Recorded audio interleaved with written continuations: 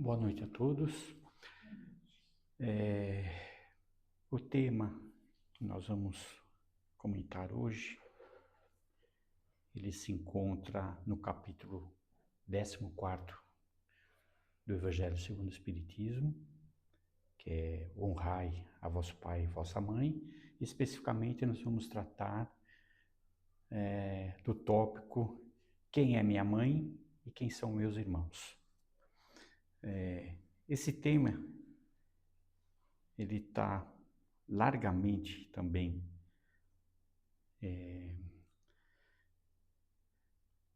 descrito no Livro dos Espíritos, nas questões 203 a 216. Tá? Evidentemente, eu vou fazer apenas um apanhado, né? Bem, porque se fosse fazer o capítulo inteiro, nosso tempo não seria suficiente, e muito mais também se comentar essas 13 questões que estão no Livro dos Espíritos, que também demandaria muito tempo, né? Bom, então nós vamos começar o seguinte. Fala aqui Jesus, naquelas reuniões que ele fazia normalmente, né, nas pregações, ele se encontrava em uma casa, né, e evidentemente abarrotado por seus seguidores do povo, né. E a casa estava totalmente lotada, né, quando em determinado momento alguém chegou próximo dele e falou: olha, aí fora está sua mãe e seus irmãos, né? E como eles não conseguem adentrar, né, pediram então para que o senhor vá buscá-los, né? Bom, então diz o seguinte, que Jesus olhou para esse seguidor que veio lhe trazer essa notícia e falou: mas quem é minha mãe? Quem são meus irmãos? E aí ele olhou para todos que estavam sentados ao seu redor, né?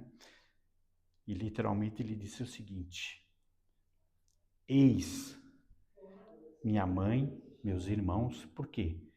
Todo aquele que faz a vontade de meu Pai, esse é meu irmão, minha irmã e minha mãe.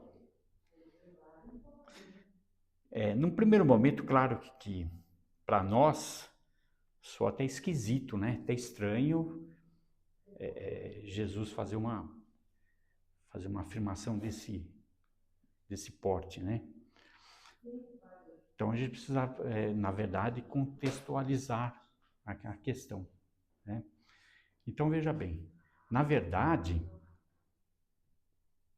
a intenção dele, né, não foi nem de perto fazer uma desconsideração da família, obviamente, tá?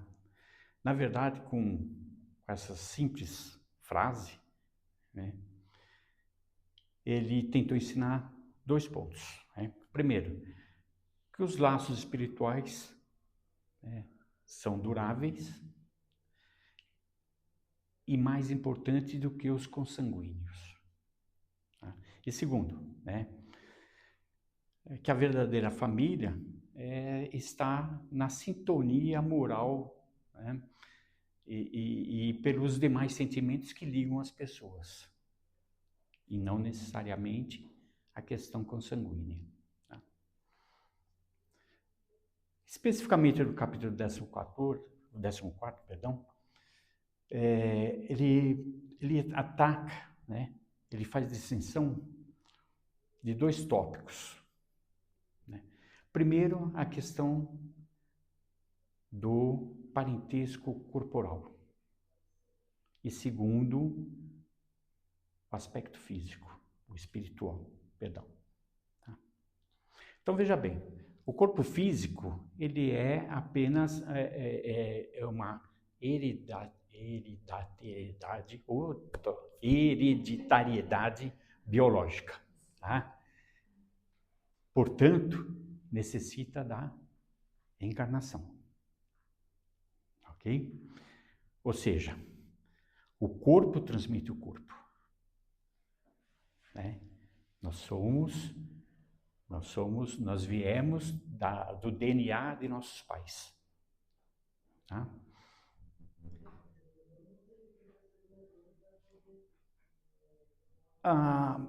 A questão da consanguinidade, ela é importante? Sim, é importante, mas veja bem, ela não é duradoura, né? Ela é transitória. Na questão 207 do Livro dos Espíritos, foi feita a seguinte pergunta: a espiritualidade.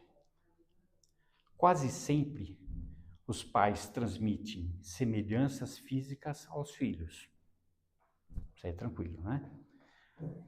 Transmitirão igualmente alguma semelhança moral? Então a espiritualidade respondeu: não. Porque se trata de almas ou espíritos diferentes. O corpo procede do corpo, mas o espírito não procede do espírito. Entre os descendentes das raças, há apenas a consanguinidade. Tá? Então a espiritualidade explicou muito bem essa questão, né? Corpo vem do corpo, mas não tem nada a ver a questão espiritual. Por quê? Cada espiritualidade, cada espírito, né? Ela é distinta da outra. Não tem ligação. Não há essa possibilidade do meu espírito influenciar ou deixar ou dar algum legado para o meu filho, por exemplo. Não há essa possibilidade. Não. E com referência ao parentesco espiritual? Bom, aí há sempre a questão da afinidade que pode existir entre os espíritos, né? Veja bem, nós estamos falando da família espiritual, não a família terrena, né?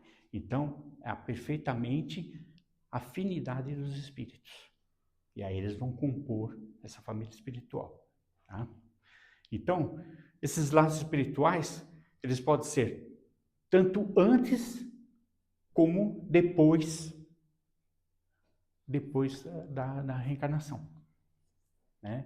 Ou seja, podemos vir a ter como parente, né, um espírito afim, assim como nós, durante a nossa trajetória na Terra, conseguimos angariar a simpatia, né, a empatia, a afinidade com outro espírito que até então nós não tínhamos. E isso vai acabar, num desdobramento posterior, se constituindo numa afinidade espiritual. Ou seja, de repente, né, quando houver o desencarne de ambos, né, você se reencontrar e haver essa afinidade, haver essa interação no mundo espiritual, tá? Vejam, a afinidade essa, né, ou anterior ou posterior, né, vem apenas reforçar o quê? O crescimento moral dos que estão envolvidos, né? Na questão 207A do Livro dos Espíritos, Kardec fez a seguinte pergunta, né? De onde vêm as semelhanças morais que existem, às vezes, entre pais e filhos? Claro, foi colocado pais e filhos, mas poderia ser entre irmãos também, né? Então, a espiritualidade explicou. São espíritos simpáticos, atraídos pela afinidade de suas inclinações.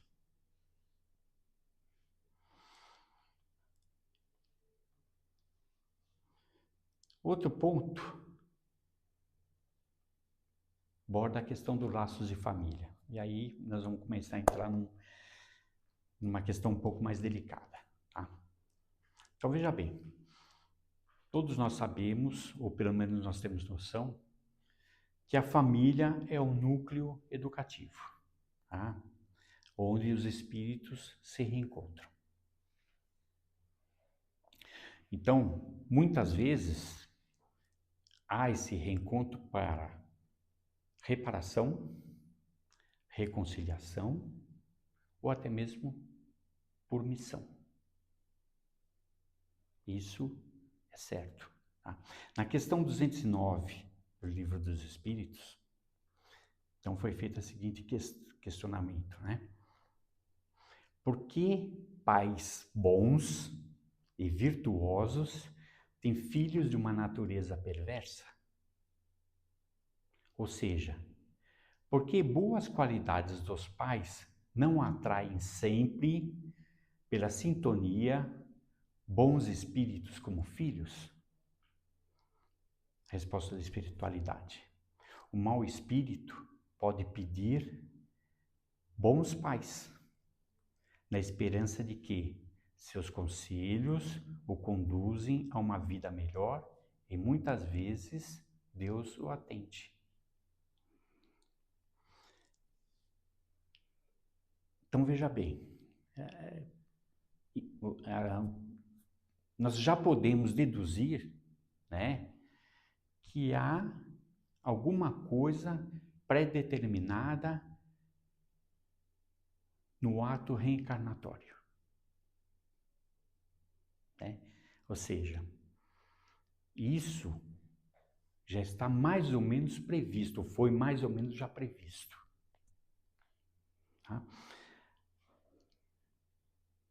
Aí até completando essa questão, na questão 210, né, foi feita a seguinte pergunta.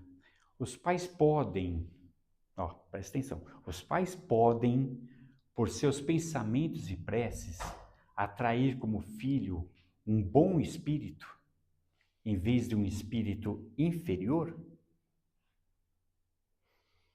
Resposta: não. Mas pode melhorar o espírito da criança a quem deram nascimento e que lhes foi confiada. Este é seu dever. Maus filhos significam provas para os pais. Então, com essas duas questões, né, nós temos que, veja, Jesus ele amplia, né, o conceito de família para além dos limites consanguíneos. Então, numa pergunta, há a possibilidade dele, né, no processo reencarnatório, permitir então que um espírito, vamos dizer assim, entre aspas, problemático, né, escolha os pais com elevação moral mais elevada, porque é uma oportunidade desse espírito crescer moralmente. Mas veja a sabedoria, né? A sabedoria de Deus. Ele não permite, né, que os pais possam escolher os filhos que vão receber. Né?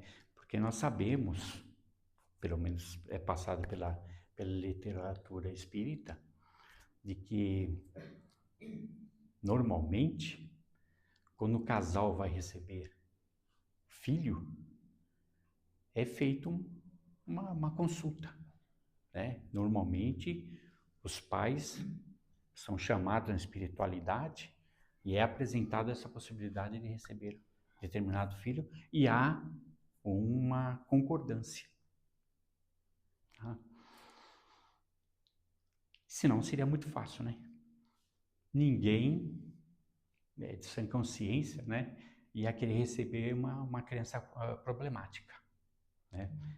E, como nós falamos um pouquinho antes, né, quando os pais recebem, ou a família recebe determinada criança problemática, na verdade, é mais uma prova para o casal ou para a família do que propriamente problema da criança. Tá? Bom, desse capítulo, né, nós podemos falar o seguinte. Fica claro que a família é uma escola de evolução, né? Então, veja bem, a família nós podemos até de uma forma de analogia, falar que é uma escola, né? Onde os pais são professores, os filhos são alunos, ou vice-versa. Né? É a oportunidade de aprendizado entre os membros da família. Tá? Outro ponto que fica claro, que a família não é por acaso. Não existe acaso na formação da família. Tudo isto foi plenamente planejado no processo reencarnatório. Tá?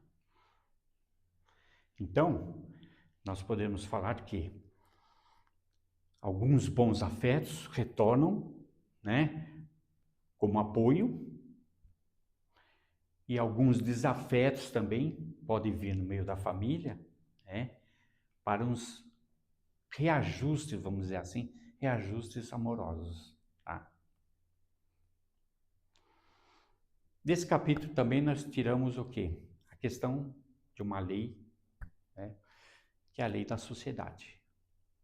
Então, todo ser humano, ele é um ser social. Não existe, até existe, né?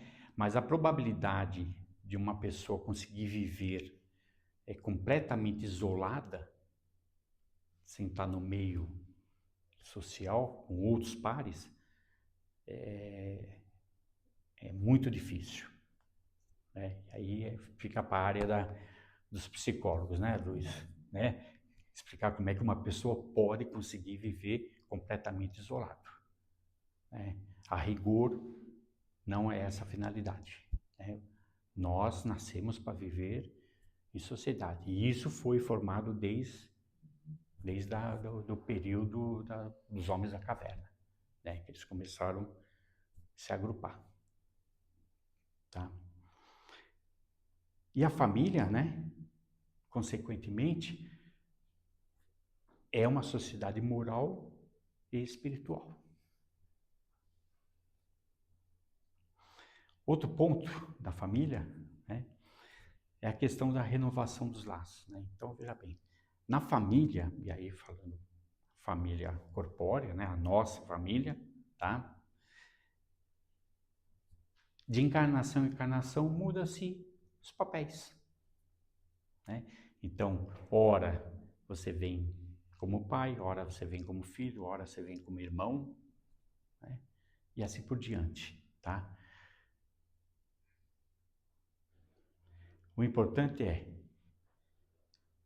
nessas vindas, idas e vindas, né? Nós aprendemos o quê? Amar em todas as posições. Né? Aquele amor incondicional. Amor como pai, como filho, como mãe, como irmã, até como cunhado, sem problema nenhum. Tá? Mas o importante é amar. Né? Como sogra, né? Falam tanto mal das sogras, né? Tá? Eu não sei se vocês lembram, a Globo, ela tem duas novelas muito interessantes, né? A primeira é Além do Tempo. Isso, né? Além do Tempo. Tá? É uma novela muito interessante, eu não sei se vocês tiveram a oportunidade de assistir. Ela já passou já umas 2 ou 3 vezes, talvez. Tem uns 10 anos, acho que passou na Globo e não Não, ela não, né? Reprisou a Viagem, né? Tá. É uma novela muito interessante. Muito interessante. Até recentemente nós em casa nós revimos essa novela. A chama Além do Tempo. Então, eu, obviamente não vou falar explicar toda a história, mas basicamente ela começa assim, acredito no século XIX, por aí, onde que tinha ainda onde tinha baronesa, condessa, esse tipo de coisa, né?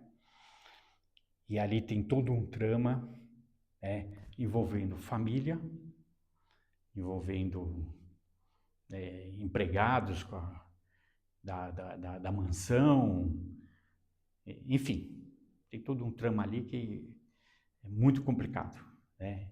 Tem questão de racismo, porque era uma época que principalmente os negros, eles não estavam mais, já tinha havido a libertação, né, a abolição, mas o preconceito ainda era muito grande, né? E, enfim, e ela termina, né, com a morte dos dois principais, né, que são apaixonados, e aí a segunda parte da novela já começa agora, século XX, XXI, né, numa cidade no Rio Grande do Sul. Então, aí tem os mesmos personagens, né, são os mesmos personagens, alguns mantêm o mesmo nome, né, coincidentemente. Eles têm todos os que voltam, têm todos os mesmos O nomes. mesmo nome. Entram novos personagens. Isso, entram novos personagens. Tá? Mas aí dá para ficar bem nítido justamente essa situação, né? Então lá, que eram inimigos, voltam como marido e mulher, voltam como irmãos, né? Como amigos. Fica bem assim, bem desenhado essa questão. Tá? Se alguém tiver a oportunidade de assistir essa novela, deve ter uns 100 e poucos capítulos aí por aí, uns 120, talvez até menos. Mas é muito interessante. Cai perfeitamente o nosso exemplo aqui. Tá? E a outra novela que, inclusive, passou recentemente agora, que é a Viagem, também na Globo. Questão, acho que de uns 15, 20 dias atrás, ela estava reprisando. Né? E a Viagem, o próprio nome já fala, né? Então, ali, só que ali o foco da viagem é mais a questão da obsessão, né?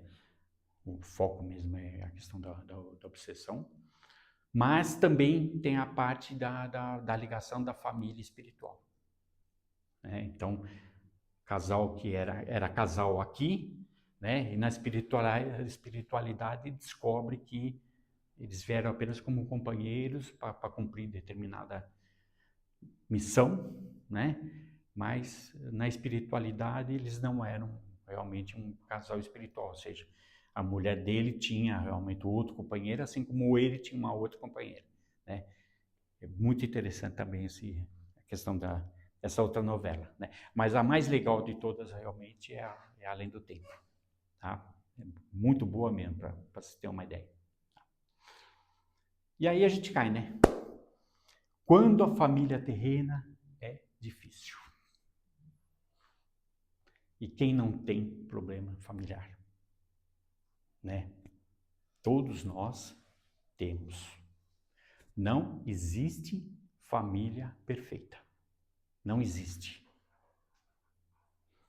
Pode existir assim, um núcleo, marido, mulher, filhos, né? Mas seguramente vai ter um cunhado, né? Vamos jogar o cunhado, porque é sempre o cunhado paga o pato, né?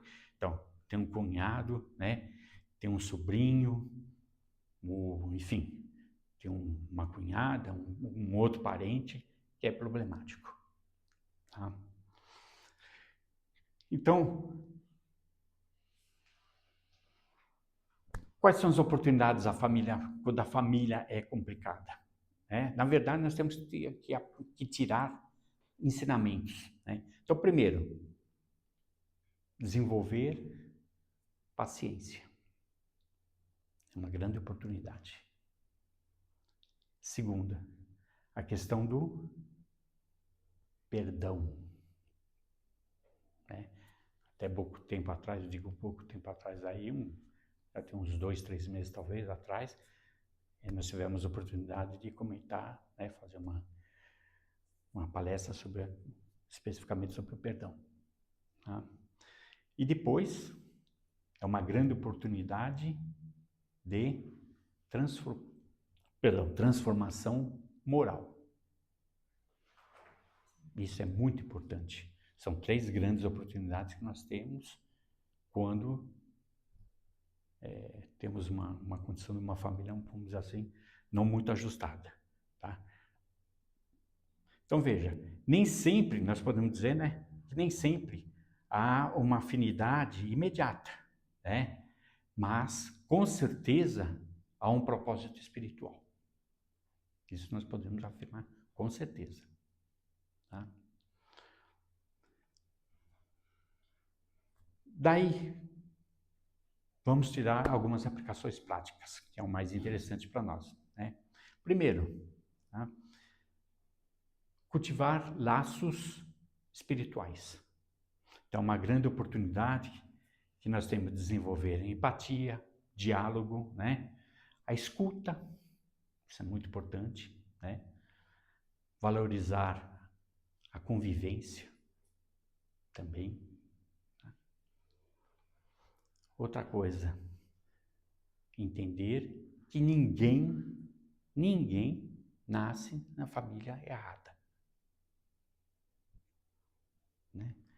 Então, se nós estamos dentro daquela família, é porque nós tínhamos que estar dentro daquela família.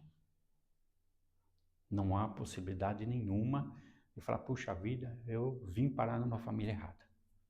Não há a menor possibilidade. Segundo, nós dependemos do que nos dizem, né, a literatura espírita, né, e principalmente o livro dos Espíritos. Né? Então, veja bem, cada encontro ele é preparado. Não é à toa, tá? E isso, por quê? Porque ele vai atender à necessidade evolutiva. Por isso que não há como falar que você caiu numa família errada. Outra coisa que nós podemos tirar, né? E saber que a família, que a verdadeira família, evidentemente, ela é universal, tá? Então, o olhar cristão espírita, né, vai nos fazer entender e reconhecer melhor, né, tá? Que nós somos irmãos na humanidade inteira, independentemente de raça, cor, credo. Tá? E principalmente o quê? Que a caridade, ela amplia isso, né? A caridade, ela nos ajuda a ampliar esse entendimento e essa aceitação e empatia com as demais pessoas, fora do nosso círculo, tá?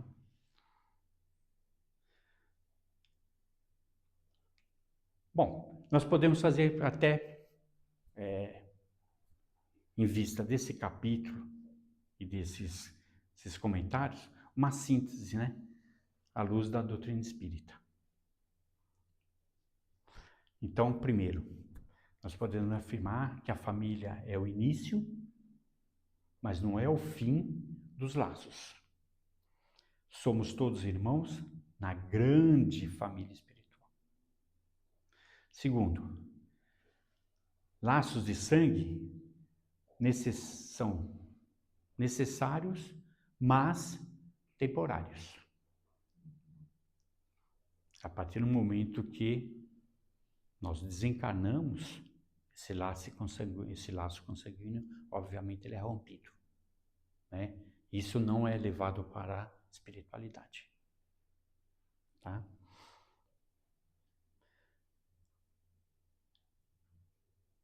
Entretanto, né, os laços espirituais, sim, eles são profundos e duradouros. Ao contrário dos laços corpóreos, né? Então, os nossos laços que nós temos na espiritualidade, podemos encarnar, desencarnar, mas quando voltarmos, continuamos os mesmos, né? E podemos depois, no final, né, falar que, na verdade, o lar, ele é a oficina do amor. Então, no nosso lar, na nossa família, é a grande possibilidade que nós temos de exercitar o amor. Aquele amor propagado por Jesus, né?